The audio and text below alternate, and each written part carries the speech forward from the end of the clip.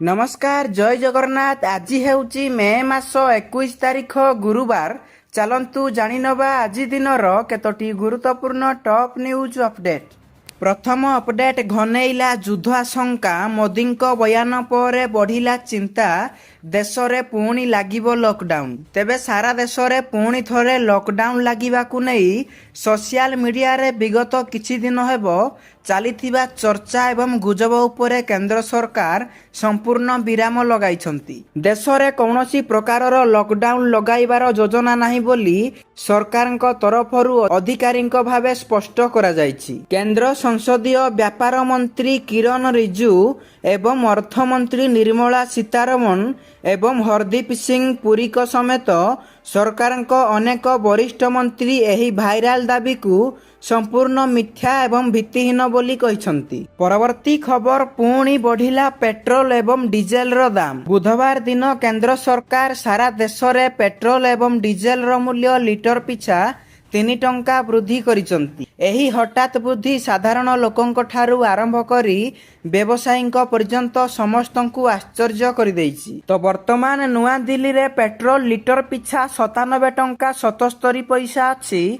एवं डीजेल मूल्य लीटर पिछा 90 टंका 67 पैसा रहिछि। सेहीपरि कोलकाता रे लीटर पिछा 108 टंका 70 पैसा रहिछि एवं डीजेल मूल्य लीटर पिछा 95 टंका 13 पैसा रहिछि एवं भुवनेश्वर रे पेट्रोल लीटर पिछा 104 टंका 57 पैसा रहिथिबा बेले डीजेल मूल्य प्रति लीटर पिछा 96 टंका 11 पैसा रहिछि। परवर्ती खबर पीएम किसान योजनार 23तम किस्ती पाई आसिला बड़ अपडेट।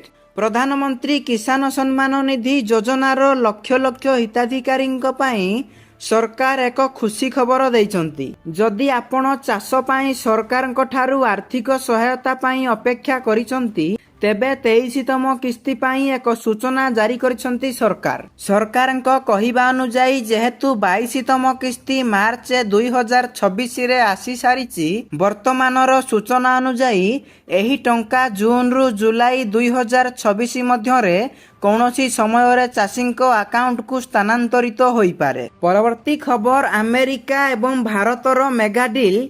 शत्रु देश को अमेरिकार चेतावनी। भारतीय सेना हाथ को आसुची सुपर पावर। विश्व राजनीति और प्रतिरक्षा क्षेत्र एक बड़ खबर सामना को आसीची। भारतर सामरिक सामर्थ्य को आहुरी सुदृढ़ करने पाई अमेरिका एक गुरुत्वपूर्ण निष्पत्ति नेइची। भारतीय सेनार अत्यंत शक्तिशाली अपाच हेलिकॉप्टर एवं M777A2 अल्ट्रालाइट हाइविजर तोप पाई आवश्यकीय सेवा जंत्रांश एवं वैषयिक सहायता जोगाई देवाकू अमेरिका मंजूरी प्रदान करिछि। एही बड़ डील पर शत्रु पक्ष चीन एवं पाकिस्तान रो निद हजि जाइछि। परवर्ती खबर ताती भांगिबो रेकर्ड। सारा ओडिशा को हिट वेव अलर्ट जारी। सारा ओडिशा रे प्रचंड ग्रीष्मर लहरी। आसंता 3 रु 4 दिन जाए हिट वेव अलर्ट जारी। पश्चिम ओडिशा रो 45 डिग्री टपी पारे तापमात्रा। उपकूल ओडिशा को कलबल करिबो असह्य गरम। ट्विन सिटी रे पारद 40 डिग्री डेइबार आशंका। अपराह्न किछि स्थान रे झड़ वर्षा होई पारे। एनेई आंचलिक पाणीपाग केंद्र सतर्क सूचना जारी करिछि।